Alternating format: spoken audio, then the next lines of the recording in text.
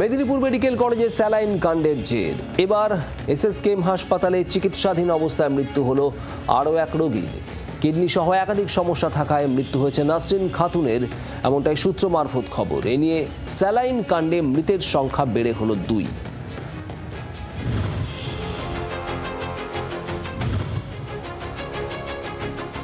চলতি বছরের শুরুতেই রিঙ্গার ল্যাক্টের স্যালাইন বিতর্কে শোরগোল পড়ে গিয়েছিল রাজ্য জুড়ে। অভিযোগ ওঠে, মেদিনীপুর মেডিকেল কলেজে ভর্তি থাকা কয়েকজন প্রসূতিকে রিঙ্গার ল্যাক্টের স্যালাইন দেওয়ার পরেই তারা অসুস্থ হয়ে পড়েন। তড়িঘড়ি নাসরিন খাতুন, মাম্পি সিং, মিনারা বিবি নামে অসুস্থ 3 প্রসূতিকে স্থানান্তরিত করা হয় এসএসকেএমে। মাম্পি সিং, মিনারা বিবি সুস্থ হয়ে বাড়ি ফিরে গেলেও হাসপাতালে ভর্তি ছিলেন Nasrin Khatun.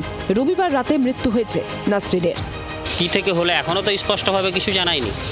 RL স্যালাইনকে clean chit দিয়ে দিল, কিন্তু আমার ভাগ্নির কি হয়েছে, আমরা পেশেন্ট পরিবার আজ মারা গেল, আমরা এখন পর্যন্ত জানিনি যে এটা কি থেকে হয়েছিল। মেদিনীপুর হাসপাতালে ভর্তি থাকা অবস্থায় আগেই মৃত্যু হয় মামনি দাস নামে এক প্রসূতির।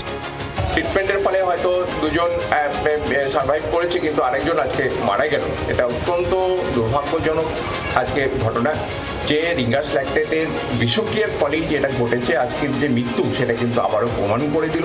এই ঘটনা ইতিমধ্যেই রাজ্যের স্বাস্থ্য দপ্তরের তরফ থেকে বিশেষ তদন্ত কমিটি গঠন করা হয়েছে। যদিও এই তদন্ত কমিটির তরফ থেকে রীতিমতো ক্লিন চিট দেওয়া হয়েছে। যে অভিযোগ উঠেছিল রিঙ্গার ল্যাক্টেট স্যালাইন নিয়ে, সেই রিঙ্গার ল্যাক্টেট স্যালাইনে কোনো ধরনের সমস্যা নেই।